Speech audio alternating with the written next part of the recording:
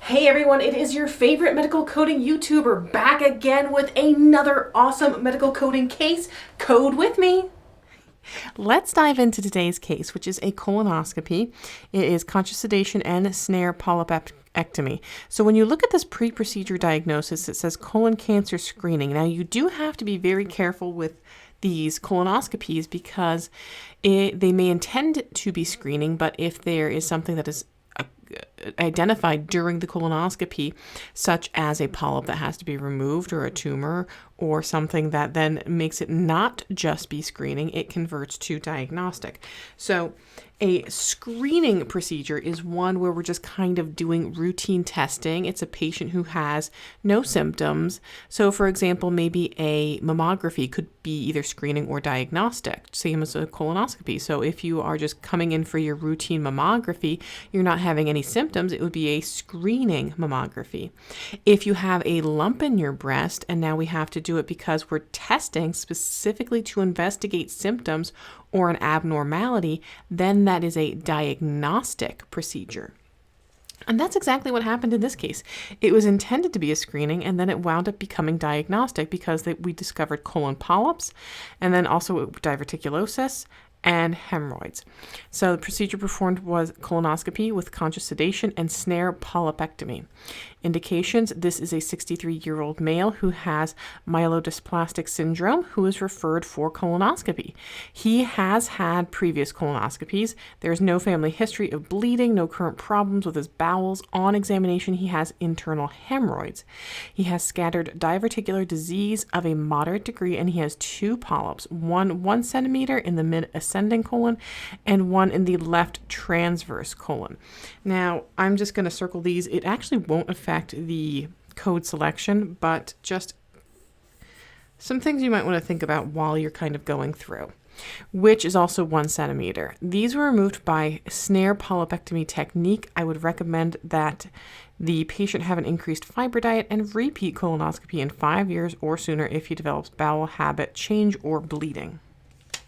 After explaining the operative procedure, the risks and potential complications of bleeding and perforation, the patient was given 175 micrograms of fentanyl and 8 milligrams of versed intravenously for conscious sedation. Blood pressure 115/60, pulse 98, respiration 18, and saturation 92%. A rectal examination was done, and then the colonoscope was inserted through the anorectum, rectosigmoid, descending transverse, and descending colon to the ileocecal valve. The scope was withdrawn to the mid-ascending colon where the polyp was encircled with a snare and removed. So here we go. We have a polyp encircled with a snare and removed with a mixture of cutting and coagulating current, then retrieved through the suction port. The scope was withdrawn into the left transverse colon, where the second polyp was identified. It was encircled with a snare, so same type of procedure, and removed with a mixture of cutting and coagulating current, and then removed through the suction port as well. Scope was then gradually withdrawn the remaining distance and removed. Patient tolerated the procedure well. Now, with some of these colonoscopy procedures, it's important to understand where exactly they're going here. So in this case, it went through the anorectum to the rectosigmoid, descending, transverse, and ascending colon, and then to the ileocecal valve right here. If you ever want to learn more about anatomy, I do really recommend this anatomy coloring book. You can buy it on Amazon. I will link it below, and it is really helpful to help you kind of learn about different types of anatomy in a more sort of fun fashion, so you can color in all of the things. It's kind of like an adult coloring book, but also helps you learn at the same time. So you could go into your alphabetic index in the back of the CPT book and look up the colonoscopy codes. I prefer, however, to do it just by the system. So I would start out in the digestive system and go, okay, well, what am I doing here? Where am I? Am I in the lips? Am I in the vestibule? And we would actually be over here in the colon and rectum, and we are doing an endoscopy. So we want to head over to this page. So for some of these colonoscopy procedures, you can use the colonoscopy decision tree, but this is not one of them because this doesn't include our polypectomy codes. So here's our colonoscopy. These start off with some of our screening ones, and then we have here with removal of foreign bodies, biopsies. That's not really what we're doing here. With lesion or ablation or removal. So we're getting closer. Other lesions by hot biopsy. That's not what we did. We did a snare technique. So we're actually over here with code 45385. Let's look at the full description of that because we have to flip back to our other page. So we're at colonoscopy, flexible, and then there is our semicolon. And then we go to with removal of tumor, polyps, or other lesions by snare technique, which is what we did. One thing I want to draw to your attention is there is the parentheses with the S here. So that means if we did a single polyp or a single tumor or a single lesion, or we did multiples, we would still use that same code because if it's lesion or lesions. So the fact that we did polyps, multiple polyps, we still use this same code just once because it does say in the code description that it's for multiples as well as a single. So there's our CPT 45385. My goodness, my handwriting is terrible as I'm trying to look at my screen and write this at the same time. So that would be our CPT code, and then we still need a couple of diagnosis codes. We have colon polyps, we have diverticulosis, and we have hemorrhoids, and it does say in here that these were internal hemorrhoids, so we want to make sure that we use the right code for the internal hemorrhoids.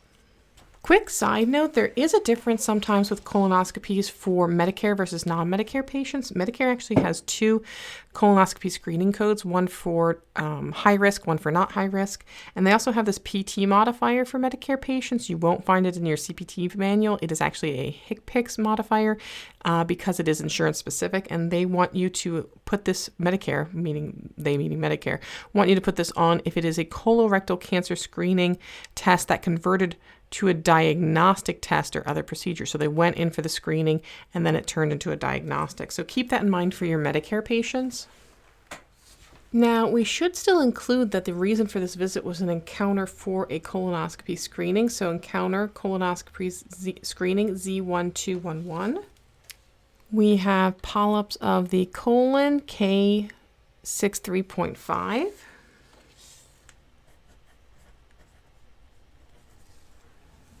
And then we have diverticulosis. Be very careful that you're picking the diverticulosis, not the diverticulitis, because those are different codes in a different type of condition. So K57.90, because we don't have anything here about with bleeding, large intestine with bleeding, small intestine with bleeding, anything like that. So we're just going to use the K57.90.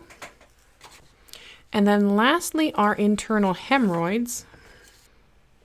And then here's our hemorrhoids, and these were internal hemorrhoids. So let's see here, internal, and it says here without mention of degree.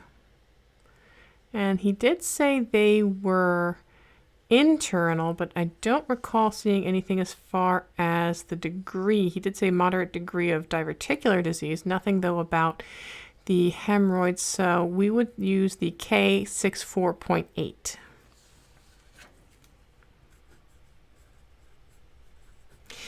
Now, if you're to look these up to verify them in the tabular list, you can see that there's nothing else that we need to do as far as additional codes or additional digits that are required for any of these conditions. I hope you found this video helpful. If you did, I would really appreciate it if you support me and the channel by giving it a big thumbs up, and then don't forget to subscribe and hit that notification bell because you want to get alerts when I post new episodes. I will see you in the next episode, and until then, just keep on coding on.